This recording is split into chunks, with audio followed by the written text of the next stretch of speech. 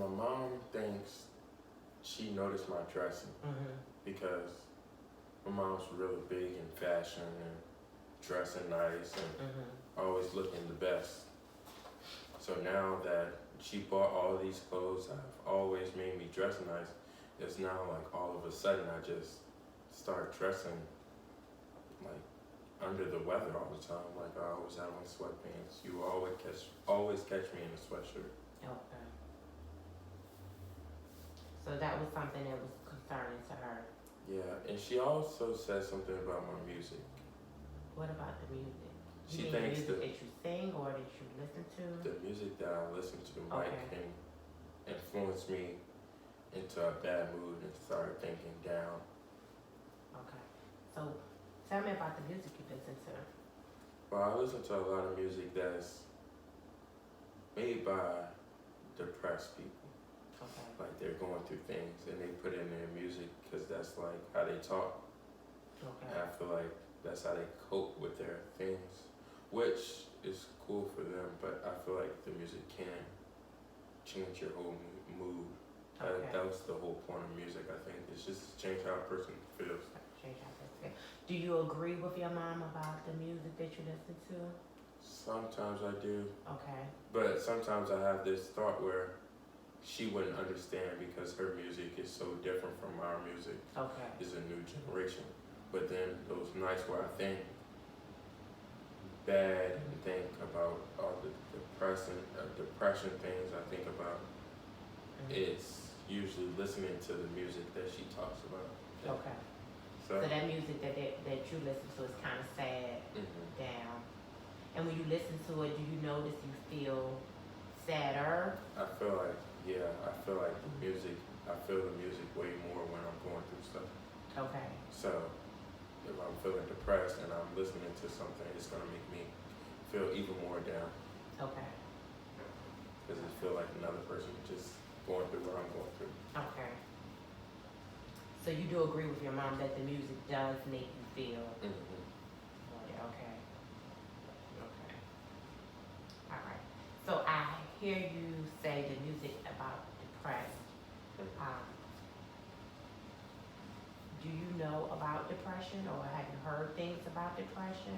I hear depression all the time, but I really don't know the true.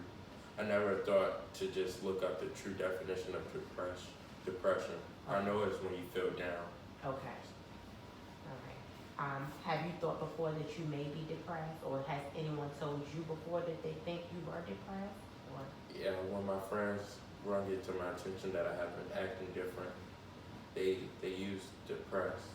Okay. So that's how they describe you. You seem like you were depressed. Okay. So actually, from some of the things that you've said to me today, it does appear that you are suffering with some depressive symptoms.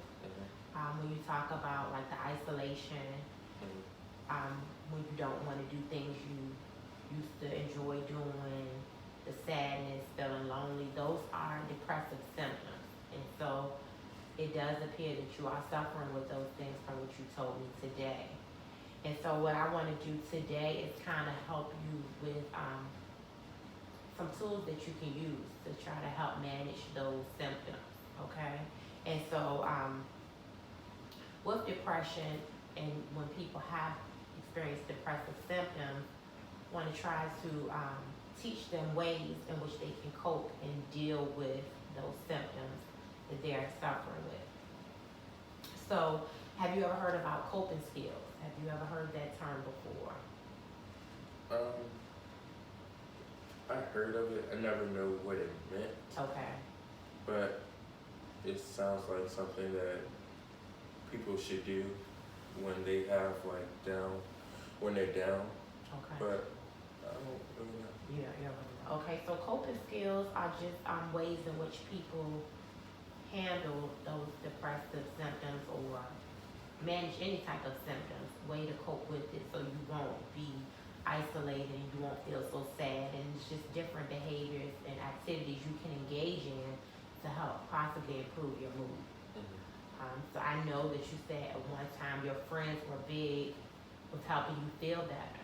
So what I want to help you with today is we can come come up with possibly creating a schedule or creating something where you would, on this day, you will go out here, and on that day, you can contact a friend. So how do you feel about that? Is that something you It's something that I have thought about actually, okay. but I never attempted to do it. Never did it. Okay. So are you willing to try to do it just to see if that's something that could possibly improve your moves and help you Yeah. feel better? Mhm. Okay. So some of the things that I was thinking about that you can do, I know you say you live at home with your mom, and maybe you could, in the neighborhood where you all live, maybe go out. I don't know how you like to be outside, but if that's something you like, just a simple exercise, maybe walking outside. Mhm. That could be something you can do. Definitely, I would like you to try to, communicate with your friends, even if it's only a few minutes a week, once a week. What are some of the things you and your friends used to like to do, or some of the things you used to enjoy doing with your friends? Well, me and my friends, we used to go play basketball, go to each other's house, Mhm. play the game. Okay. Alright. So let's try to do this. So before you come back in to see me again, let's try to create a schedule where you'll be, before coming back, at least engage in 2 activities, either with your friend or by yourself, things you used to do, and just to see if that will help. How do you feel about that? I feel like I would want to do that. Okay. I just don't know if I'm gonna have the energy because I Okay. just feel sluggish all the You time. feel sluggish? And I feel like that's something that takes energy to do. Okay. So maybe about not going out, maybe just a phone call. What about that? That could work. That could work? Okay.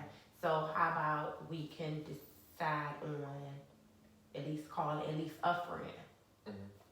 What about that? Do you think you could do that? Yeah. And that could be the start where you can maybe just make contact with a friend. Before, did you all used to talk on the phone or FaceTime, things like that? Yeah, we used to do group FaceTime almost every day. Almost every day, okay. How do you feel about maybe initiating a group FaceTime? It might feel awkward at first, but I feel like they'll be open to do it. It's more of me holding back really and stopping it. So you think that your friends will be willing to do the group FaceTime, and Mhm. are you have any reservations about doing it? Do you feel like they may not want to talk, or you may feel like you don't know what you may want to say? I feel like they might feel like I'm still down and not the same person I used to be. Okay. So they might not even want to really do a FaceTime. Okay. Okay. So do you think do you rather would you prefer doing something by yourself first before going back to your friends, or do you want to try to do something with your friends to feel better? I feel like I might need to do something for me first because I really don't have a friendship with them anymore. So I'm more of one by myself and trying to build on new friendships and try to understand new people and interact with new people because I feel like as life goes on, you should always need people, and people should always feel open to talk to anybody and any of their friends. Mm-hmm. And I don't feel like I'm in a great position to even have friends where they could open up and tell me about their problems because I'm still have my own problems. Have your own problems. Okay. So you don't feel like you're ready to get back into your friend circle right now? Yeah, I just kind of want to go back to my old friend circle how I was.